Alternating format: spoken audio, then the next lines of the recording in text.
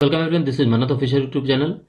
CCS rules and service regulations based government job की तैयारी आपको करवाते हैं। एमसीआरई हो, चाहे आईसीएमआर हो, आईआईटी हो, एनआईटी हो, नेटा चंडीगढ़ हो या एसजीपीजीआई लखनऊ हो या अदर कोई ऐसा इंस्टीट्यूट हो जहां पर CCS rules and service regulations के साथ साथ इस तरह के क्वेश्चंस पेपर में पूछे जाते हैं।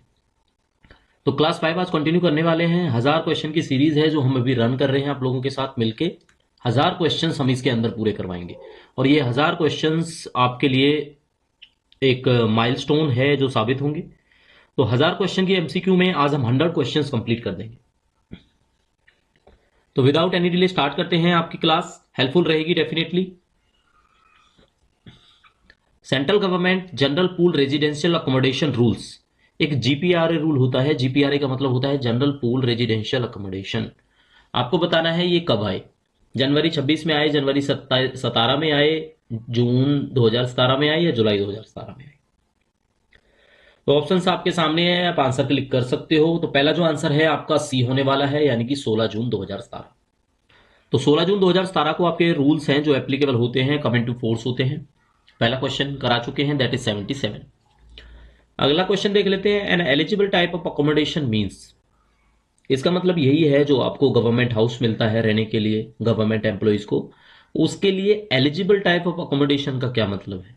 इसका मतलब यह है कि जिसको आप प्रीफर करते हो, या इसका मतलब वो है जिसके लिए आप एलिजिबल हो, या इसका मतलब दोनों के दोनों हैं, ए एंड बी, या इसका मतलब है एक ऐसी अकोमोडेशन जो आपको और आपकी फैमिली को शूट करती हो, उसको बोलेंगे एलिजिबल टाइप ऑफ अकोमोडेशन। तो एलिजिबल टाइप ऑफ अकोमोडेशन का मतलब होता है type of accommodation to which the officer is eligible under these rules. तो यहां पे बी है, ये आंसर रहने वाला है आपका। ठीक है, क्या आंसर रहेगा? बी आंसर रहेगा, type of accommodation to which the officer is eligible under these rules. 79 देख लेते हैं। How many types of classifications of accommodations are there in GPRA rule. आपको बतानी है कितने टाइप की अकोमोडेशन है जो अवेलेबल होती है गवर्नमेंट सर्वेंट को। यहां पे ए और आएगा, ठीक है, जीपीआरए रूल के तहत 10, 11, 12, 13। तो इसका आंसर है आपका होने वाला है 11। तो 11 टाइप के अकोमोडेशंस हैं जो गवर्नमेंट एम्प्लॉइज को अवेलेबल होते हैं, जिनके लिए वो एलिजिबल होते हैं अंडर जीपीआरए रूल। अभी जीपीआरए की फुल फॉर्म आपको बताई थी हमने, जनरल पूल रेजिडेंशियल अकोमोडेशन। ठीक है, तो इसको आपने याद रखना है। Accommodation which is classified as a lower type of accommodation. अच्छा, दो तरह की अकोमोडेशन होती है, हायर टाइप और एक लोअर टाइप। अगर आपसे लोअर टाइप पूछा जाए तो लोअर टाइप में कितने टाइप तक के जो गवर्नमेंट अकोमोडेशन है, मकान है, वो आते हैं, गवर्नमेंट हाउसेस हैं जो आते हैं। बताओ आप क्या आंसर होगा इसका। तो इसका आंसर आपका रहेगा टाइप 1 से लेके टाइप 4 तक। टाइप 1 से लेके टाइप 4 तक के मकान क्लासीफाई होते हैं लोअर टाइप ऑफ अकोमोडेशन में अंडर अकोमोडेशन। कौन सा रूल बताया था? जीपीआरए रूल के तहत। अच्छा, इस क्वेश्चन में आपको हायर टाइप ऑफ अकोमोडेशन के बारे में बताना है। पिछले वाले में लोअर के बारे में बताना था, अब हायर कहां से शुरू होंगे? तो आपको लगेगा कि टाइप 4 से शुरू होंगे, बट टाइप 4 के स्पेशल से भी शुरू होते हैं क्या, ये आपने बताना है। टाइप 4 तक तो आ चुके ना, तो टाइप 4 वाला तो ऑप्शन खत्म हो जाएगा। तो टाइप 4 स्पेशल से 7 तक या 8 तक? तो बच्चों इसमें 8 तक आते हैं आपके। ठीक है, टाइप 4 स्पेशल से लेके टाइप 8 तक। क्लियर? चलो, maximum period of absence prescribed from the place where the accommodation is allotted during the temporary transfer of allotting। Maximum period of absence बताना है आपको, ठीक है, जहां से आपका accommodation is allotted during the temporary transfer of allotting. बताओ इसका क्या आंसर होगा। इसका आंसर होगा आपका 4 मंथ्स। कितना रहने वाला है इसका आंसर? 4 मंथ्स रहने वाला है। तो ये मैक्सिमम पीरियड ऑफ एब्सेंस है जो आप गवर्नमेंट अकोमोडेशन के जो टेम्परेरी ट्रांसफर ऑफ अलॉटी तक एब्सेंस रह सकते हो, इससे ज्यादा परमिसिबल नहीं होता है। Interest on saving fund will be compounded in what frequency. Saving जो फंड है आपका, उस पर जो इंटरेस्ट है वो किस तरह से कंपाउंडेड होता है, ये तो आपको पता है, वो कंपाउंड इंटरेस्ट होता है। कौन सा इंटरेस्ट होता है? Compound interest. ठीक है, कंपाउंड इंटरेस्ट। तो कंपाउंड इंटरेस्ट बताना है आपने, मंथली, क्वार्टरली, हाफ ईयरली या ईयरली। ठीक है, तो देखो इसका आंसर होगा आपका क्वार्टरली, क्योंकि ये क्वार्टरली ही आपका कंपाउंडेड होता है जो इंटरेस्ट होता है। Authority responsible to recover the subscription from the employ. बताओ इसमें क्या आंसर होगा आपका। Authority responsible to recover the subscription from the employ.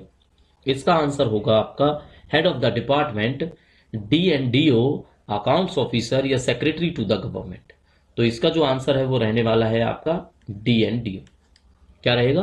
DNDO रहेगा, authority responsible to recover the subscription from the employ. कोई एम्प्लॉय है, अगर मान लो GPF का ही सब्सक्रिप्शन उन्होंने लिया हुआ है और आपने उनसे रिकवर करना है पैसा, तो ड्राइंग एंड डिसबर्सिंग ऑफिसर हैं जो रिकवर करेंगे। ठीक है, तो DNDO की फुल फॉर्म आप लोगों ने बतानी है। ठीक है, फुल फॉर्म। चलो नेक्स्ट क्वेश्चन देख लेते हैं। ये रहेगा आपका 85 क्वेश्चन। ठीक है,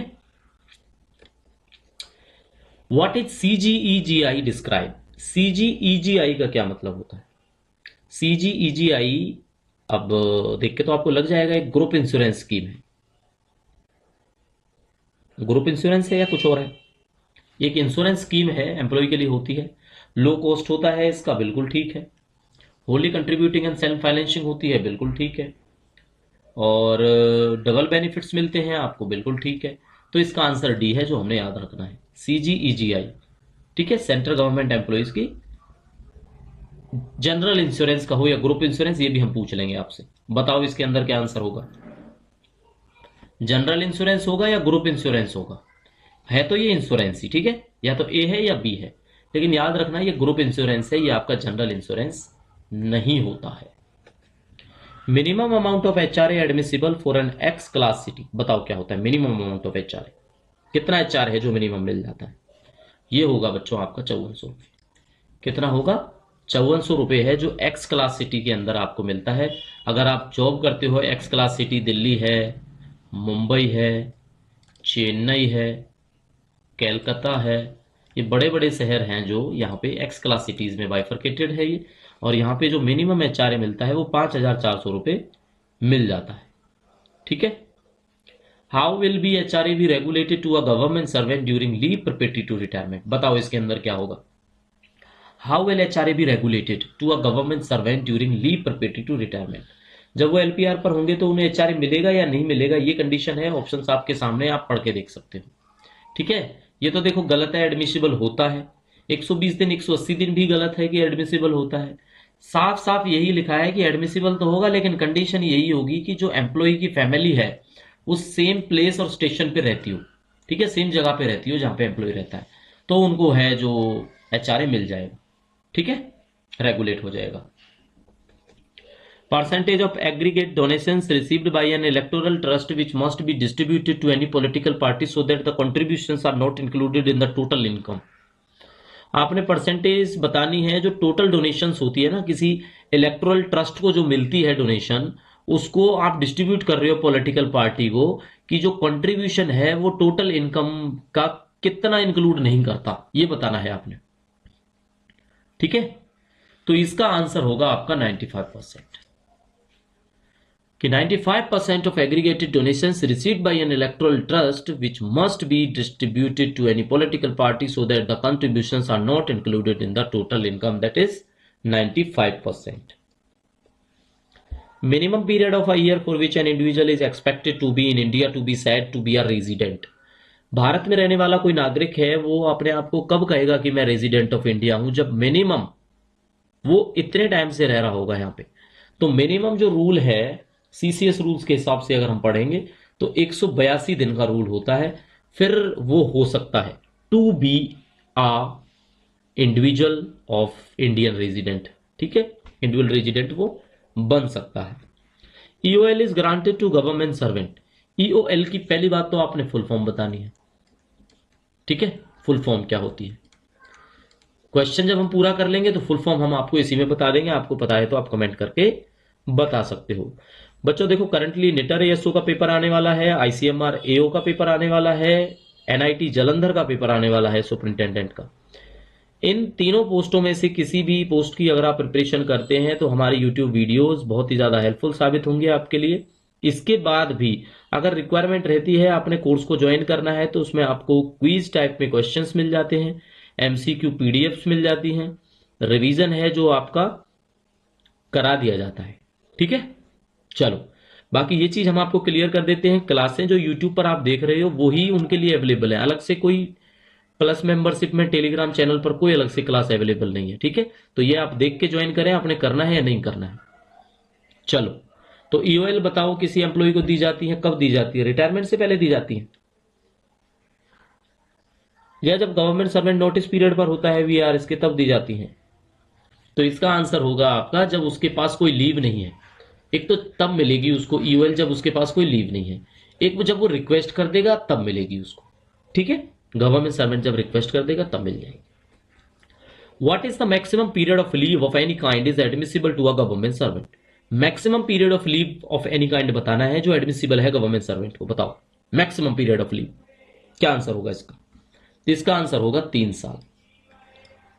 ठीक है, कितना पीरियड है जो उनको मैक्सिमम पीरियड ऑफ लीव किसी भी तरह की वो ले सकते हैं?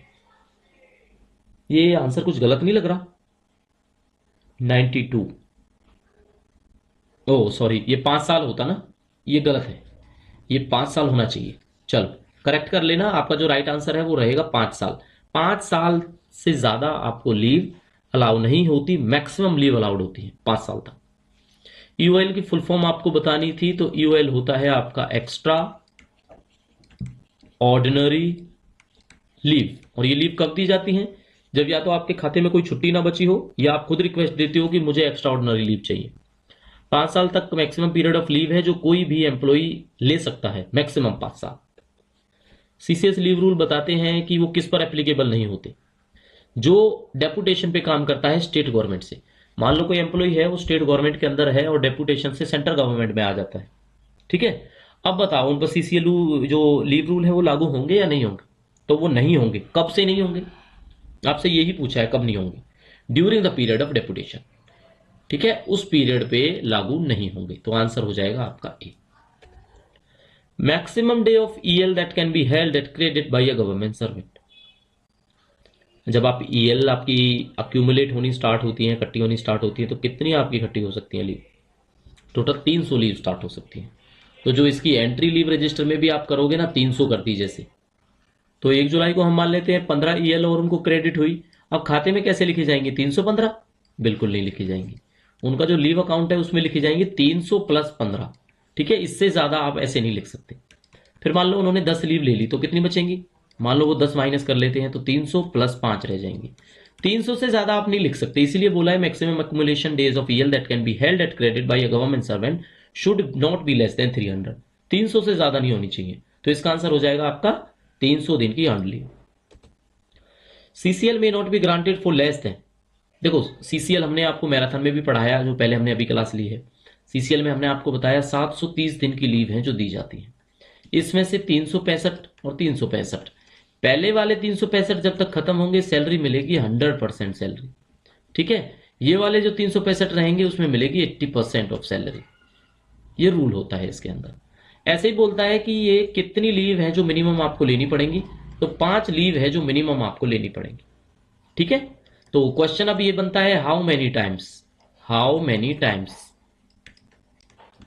इन अ ईयर आप सीसीएल ले सकते हो।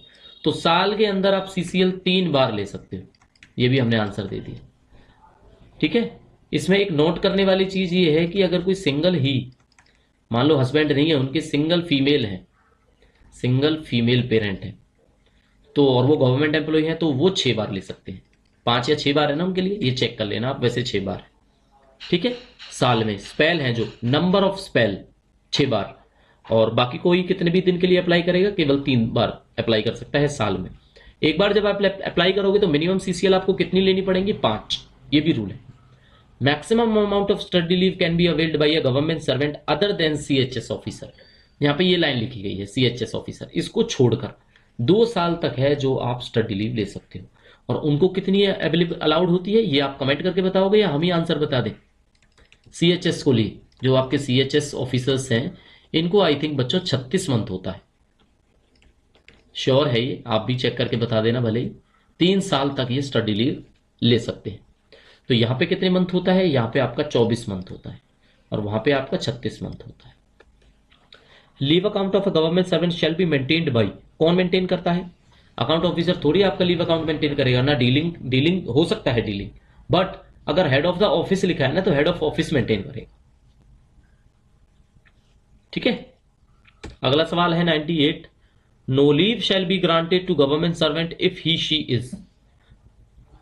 कोई लीव नहीं दी जाएगी गवर्नमेंट सर्वेंट को अगर वो सस्पेंशन पर है, या वो एलपीआर पर है, या वो एग्जामिनर का काम कर रहा है।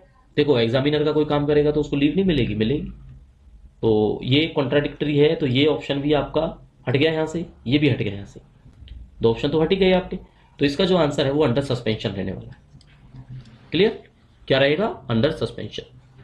If the government employee resign on 30 December, how many days of EL will be entitled to during the half year? बताओ, अगर कोई गवर्नमेंट एम्प्लॉई 30 दिसंबर को रिजाइन करता है तो उनको कितनी ईएल क्रेडिट की जाएगी उस आधे साल के लिए?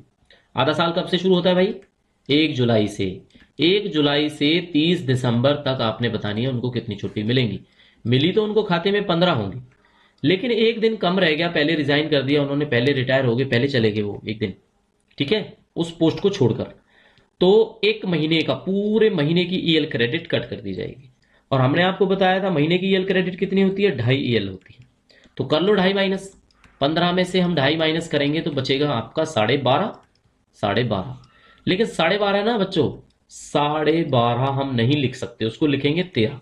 ये भी रूल है जो हमने आपको पढ़ाया था, इसलिए इसका आंसर होगा 13। ठीक है। तो लीव का जो फ्रैक्शन है वो नेक्स्ट होल नंबर होता है, ये आपको ध्यान रखना पड़ेगा बस। ये हमारी क्लास का 100 क्वेश्चन है, 100th यानी कि लास्ट क्वेश्चन है इस क्लास का, क्लास नंबर 5 का। रिवीजन सीरीज है, हमने कोई आपसे वादा नहीं किया कि हम आपको 5 दिन में खत्म करा के देंगे। ठीक है। क्वेश्चंस होते हैं, डिस्कशन भी करना पड़ता है, क्वेश्चंस बनाने भी पड़ते हैं, तो टाइम लगेगा। क्वेश्चन अच्छे अच्छे मिलेंगे आपको।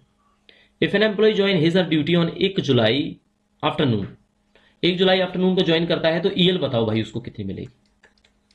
1 जुलाई आफ्टरनून, और सेम केस आ जाता है 1 जुलाई फॉर नून। देखो भाई, फोरनून में ज्वाइन किया तो पूरी मिलेंगी 15, आफ्टरनून में ज्वाइन किया तो वो दिन काउंट नहीं होगा, एक दिन काउंट नहीं होगा, इसलिए क्या होगा आपका? एक महीना ही काउंट नहीं होगा। और एक महीने की होती है 2.5, 15 में से पिछले वाले क्वेश्चन की तरह 2.5 माइनस करो, 12.5, और 12.5 दे नहीं सकते, आपको 13 देनी पड़ेंगी, इसीलिए इसका भी आंसर 13 रहेगा। तो कोई एम्प्लॉई जो 1 तारीख को आफ्टरनून में ज्वाइन करता है जुलाई में, तो उस पहले हाफ ईयर के लिए उसको जो लीव मिलेगी वो 13 लीव मिलेंगी। अगर आपका एम्प्लॉयर आपको 12 लीव देता है, 3 कट कर लेता है, तो आप ऑब्जेक्ट कर सकते हो, आप उन्हें रूल बता सकते हो कि उनको लीव 12 की जगह 13 एप्लीकेबल होती है। ठीक है। तो ऐसे ही क्वेश्चंस के लिए मन्नत ऑफिशियल यूट्यूब चैनल डेफिनेटली आपके लिए हेल्पफुल रहेगा, अवेलेबल रहते हैं, इंफॉर्मेशन टाइम टू टाइम आपको मिलती है। अब इंफॉर्मेशन देंगे हम एम्स सीआरई के बारे में। तो एम्स सीआरई का इंफॉर्मेशन का हमारे पास कोई न्यूज नहीं है अभी। ठीक है। यानी कि ये जो चल रहा है ये आपका रेस्ट मोड चल रहा है, अभी वो कोई सूचना किसी को नहीं दे रहे हैं, ना कुछ पता लग रहा है, तो रिजल्ट आने के अभी कोई चांस नहीं है। अगर हुए तो आपको पता है टेलीग्राम चैनल पर हम इंस्टेंट इन्फॉर्मेशन आपको प्रोवाइड करते हैं। ये व्हाट्सएप नंबर है, डायरेक्टली आप कोई क्वेरी है पूछ सकते हैं। कोर्स के बारे में भी आप इसी व्हाट्सएप नंबर पर हमसे बातें कर सकते हैं। तो 1000 क्वेश्चंस हैं, पढ़ते रहो, पुरानी प्लेलिस्ट है, रिवाइज करते रहो, एक्यूरेट डाटा मिलेगा, पेपर्स के हिसाब से हेल्पफुल रहेगा। गोरखपुर में डब्ल्यू की एक पोस्ट है, एडवर्टाइजमेंट हमने टेलीग्राम पर शेयर किया है, किसी ने अप्लाई करना है तो कर सकते हैं। सिलेबस एज इट इज रहेगा एम्स सीआरई के जैसे। ठीक है। मिलेंगे नई क्लास में, तब तक के लिए thank you and see you soon.